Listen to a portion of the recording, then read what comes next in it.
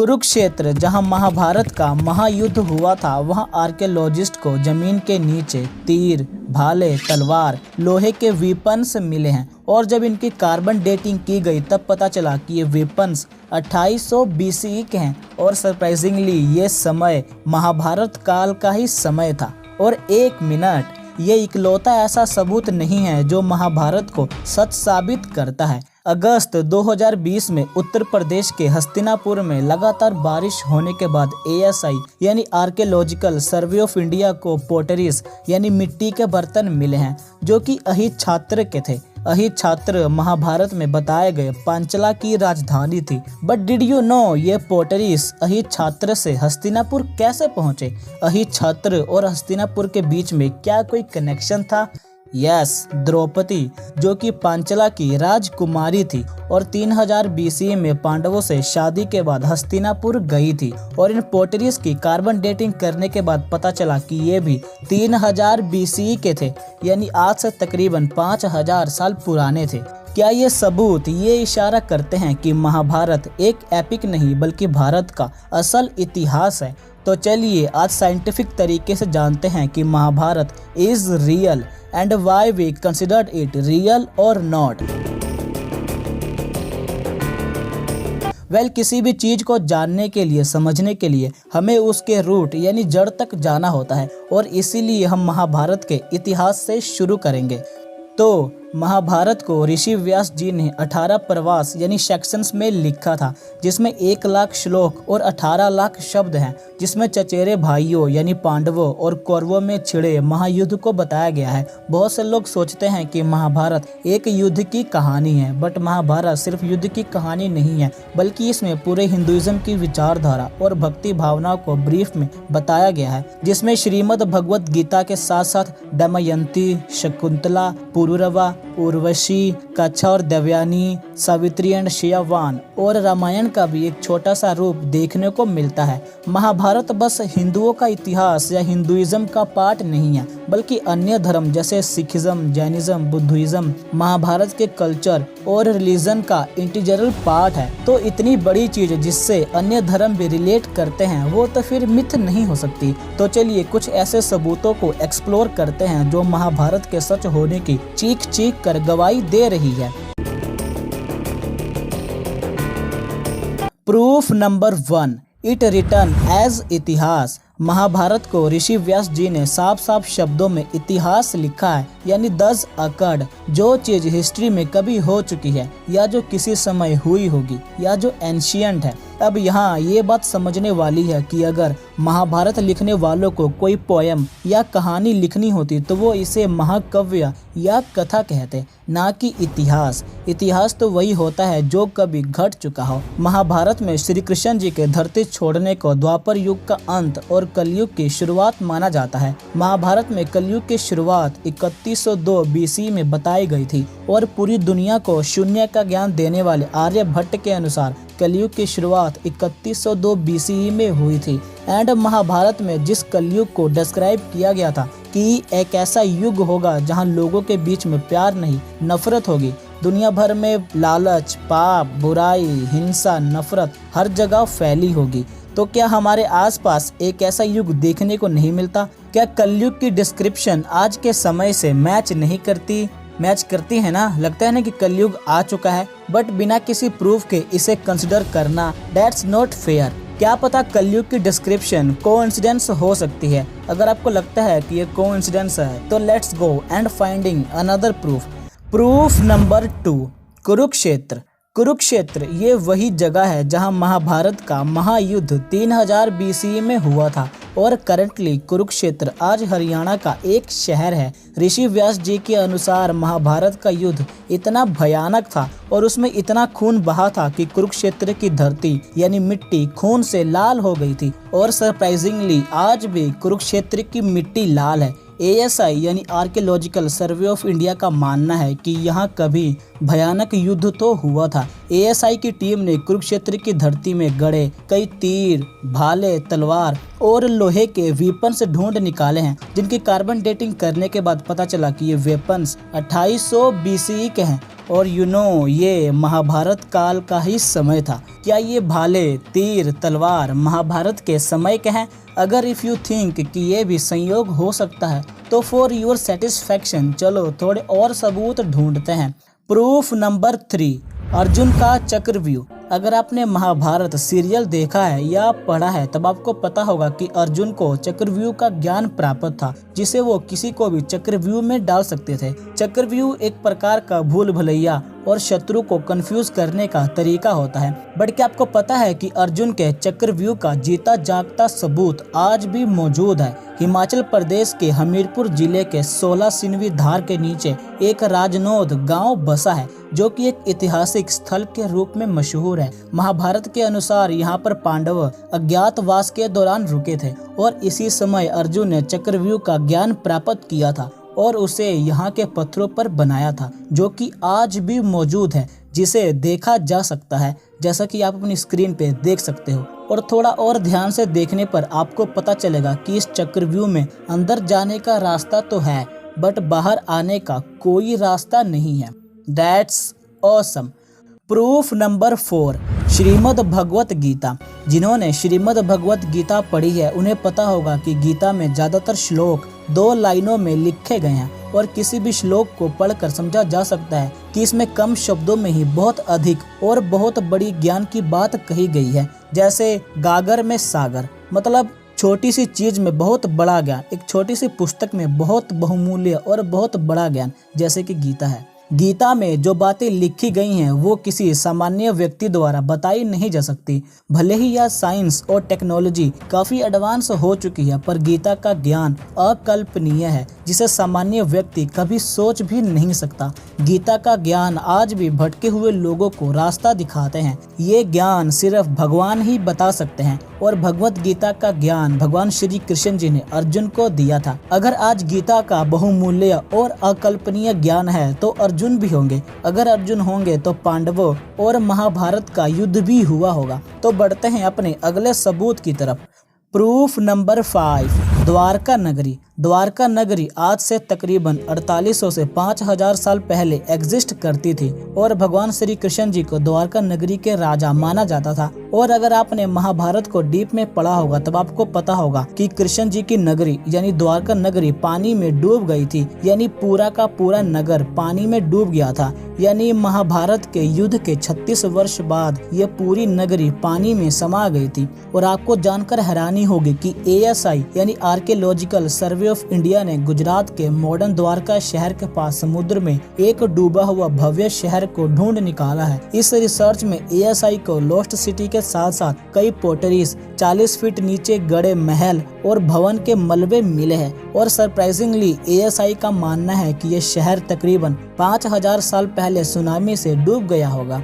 But अभी इनकी carbon dating और रिसर्च चल रही है। वैसे इस रिसर्च में और भी कई चौंका देने वाली चीजें मिली हैं, जिस पर मैं डिटेल में एक वीडियो बनाऊंगा। Proof number 6, Kedarnath and Pashupatinath मंदिर। पुरानी कहानियों के अनुसार जब महाभारत के युद्ध में पांडवों द्वारा अपने रिश्तेदारों का खून बहाया गया था, तब भगवान शिव जी बहुत क्रोधित हो गए थे और श्री कृष्ण जी के कहने पर सभी पांडवों भगवान शिव जी से माफी मांगने के लिए गुप्त काशी निकल पड़े। वहाँ पांडवों को देख भगवान शिव जी अदृश्य हो गए और किसी अन्य स्थान पर चले गए, जिसे आज केदारनाथ के नाम से जाना जाता है। फिर पांडव केदारनाथ भी पहुंच गए। तब भगवान शिव जी ने एक भैंस का रूप धारण कर लिया और भैंसों के झुंड में शामिल हो गए। फिर उन्हें भैंस के रूप में भी पांडवों ने पहचान लिया। फिर भगवान शिव जी भैंस के रूप में ही धरती में समाने लगे। तभी भीम ने अपने बल से भैंस रूपी शिव जी को रोक लिया। फिर भगवान शिव जी अपने असली अवतार में आ गए और उन्होंने पांडवों को क्षमा कर दिया। पर भैंस रूपी भगवान शिव जी का शरीर ऊपर था, लेकिन उनका मुंह नेपाल पहुंच चुका था, जिसे आज पशुपतिनाथ मंदिर के नाम से जाना जाता है। और जहां उनका शरीर था उस स्थान को केदारनाथ के नाम से जाना जाता है। और इसी के साथ आपको केदारनाथ और पशुपतिनाथ मंदिर का इतिहास भी पता चल गया होगा। अगर आज ये दोनों स्थान, दोनों मंदिर है, तो पांडवों भी होंगे, और अगर पांडव होंगे तब महाभारत का युद्ध भी तो हुआ होगा। प्रूफ नंबर 7, ब्रह्मास्त्र।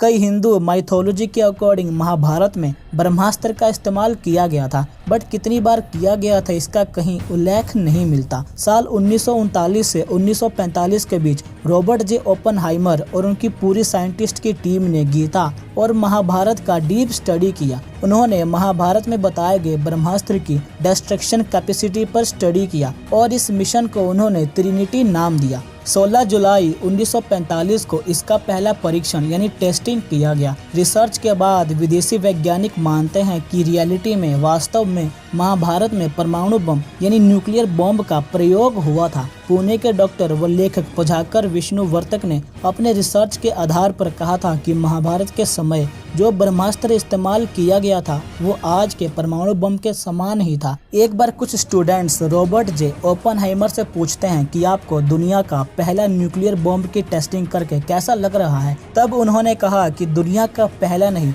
बल्कि मॉडर्न साइंस का पहला न्यूक्लियर बॉम्ब। रॉबर्ट जे ओपनहाइमर अपने रिसर्च के बेस पर कहते हैं कि दुनिया का पहला न्यूक्लियर बॉम्ब यानी परमाणु हथियार भारत में ही यूज हुआ था और इसके कई सबूत भी मिलते हैं, जैसे राजस्थान के जोधपुर और मुंबई में एक हाई रेडियो एक्टिविटी वाली जगह है और कई थ्योरीज के अकॉर्डिंग सिंधु घाटी सभ्यता के विलुप्त होने के पीछे ब्रह्मास्त्र का ही हाथ है। लोग ऐसा मानते हैं, कई थ्योरीज मानती हैं। कई रिसर्च ये बताती है कि ब्रह्मास्त्र आज के न्यूक्लियर बॉम्ब से भी ज्यादा पावरफुल था। अगर आपको ब्रह्मास्त्र के बारे में डीप में जानना है कि ये क्या था, कितना पावरफुल था, कितना डिस्ट्रक्शन कैपेसिटी था और कहाँ कहाँ यूज हुआ था, तो मैंने इस पर ऑलरेडी एक डिटेल्ड वीडियो बनाई है, link in the description and I button. क्या पता ब्रह्मास्त्र को पहला न्यूक्लियर बॉम्ब मानना हस्तिनापुर में मिले 2800 BCE के पोटरीज, कुरुक्षेत्र की लाल मिट्टी और वहां मिले लोहे के तीर भाले तलवार, गीता का अकल्पनीय और बहुमूल्य ज्ञान,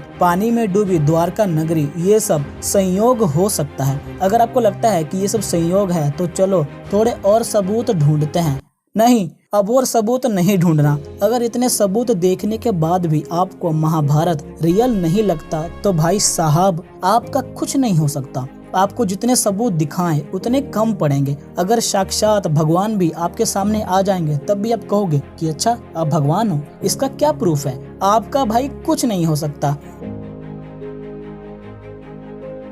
खैर, जैसे हर सिक्के के दो पहलू होते हैं उसी तरह हर चीज के दो साइड्स होते हैं। जिस तरह बहुत सारे सबूत महाभारत के युद्ध को सच साबित करती हैं, उसी तरह कुछ चीजें ऐसी हैं जो इसके रियल होने पर डाउट पैदा करती हैं। हम बस सिर्फ महाभारत के पुख्ते सबूतों की बात नहीं करेंगे बल्कि हर वो चीज को एक्सप्लोर करेंगे जो महाभारत से जुड़ी हुई है, भले ही वो इसके खिलाफ क्यों ना हो। Facts that do not support Mahabharat was real. Large scale of destruction. Mahabharat में कुरुक्षेत्र युद्ध के दौरान करीबन 40 लाख से ज्यादा लोगों की मौत का उल्लेख मिलता है, यानी जो युद्ध में मारे गए थे। और साइंटिस्ट के अकॉर्डिंग 3000 BCE में होल वर्ल्ड की पॉपुलेशन 7 से 28 मिलियन रही होगी, बट एग्जैक्ट कितनी होगी इसका कहीं रिकॉर्ड नहीं मिलता। अब ये क्वेश्चन आता है कि 7 से 28 मिलियन पॉपुलेशन में से 4 मिलियन से ज्यादा लोग कैसे मारे जा सकते हैं। और एक और शॉकिंग फैक्ट ये है कि कुरुक्षेत्र के महायुद्ध में केवल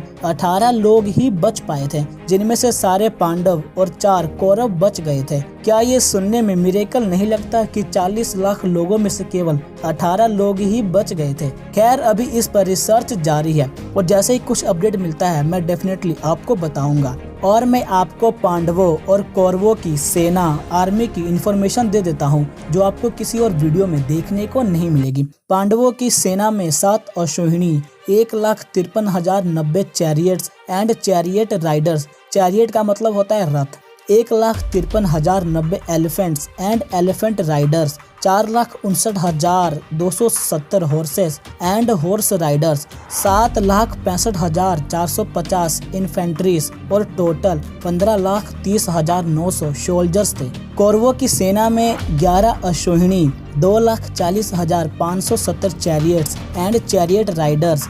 2,40,570 elephants and elephant Riders, 7,21,710 horses and horse Riders थे, 12,02,850 इन्फेंट्रीज और टोटल 24,05,700 सोल्जर्स यानी सेना आर्मी थी। अब मैं आपको बताता हूँ कि अश्विनी का क्या अर्थ होता है। महाभारत के अनुसार एक अश्विनी में total 21,870 chariots, 21,870 elephants, 65,610 horses and 1,09,350 इन्फेंट्रीज होते हैं एक अश्वहिणी में।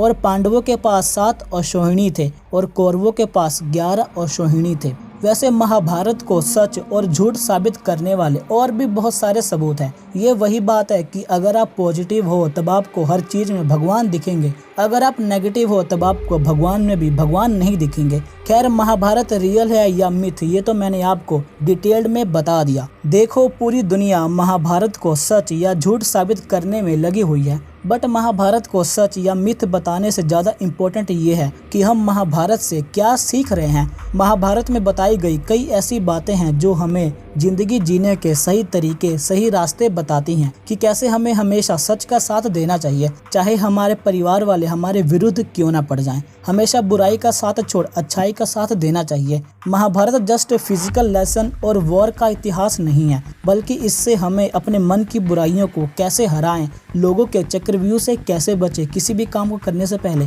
प्रॉपर प्लानिंग कैसे करें, इन सब का ज्ञान मिलता है। और श्रीमद् भगवत गीता का ज्ञान तो अकल्पनीय, बहुमूल्य है, जो आज भी लोगों को सही रास्ता, सही दिशा दिखाते हैं। The question is not that Mahabharat is real or not. The question is that what we learned from it. Mahabharat सच है या मिथ, इस पर बहस करने से अच्छा है कि हमें इसमें बताए गए सबकों को सीखना चाहिए। अगर आपको वीडियो अच्छी लगी हो तो इसे प्लीज़ शेयर जरूर करना, क्योंकि इस वीडियो को बनाने में बहुत रिसर्च और बहुत ज़्यादा मेहनत लगी है, बहुत ज़्यादा हार्डवर्क किया है मैंने। अगर आपको वीडियो अच्छी लगती है तो इसे लाइक और शेयर जरूर करो, ताकि ज़्यादा से ज़्यादा लोगों तक एक बहुमूल्य इन्फॉर्मेशन पहुंच सके। अगर आपको ऐसे ही कंटेंट देखना अच्छा लगता है तो प्लीज़ चैनल को सब्सक्राइब करके बेल आइकन को ऑल पे प्रेस कर दो।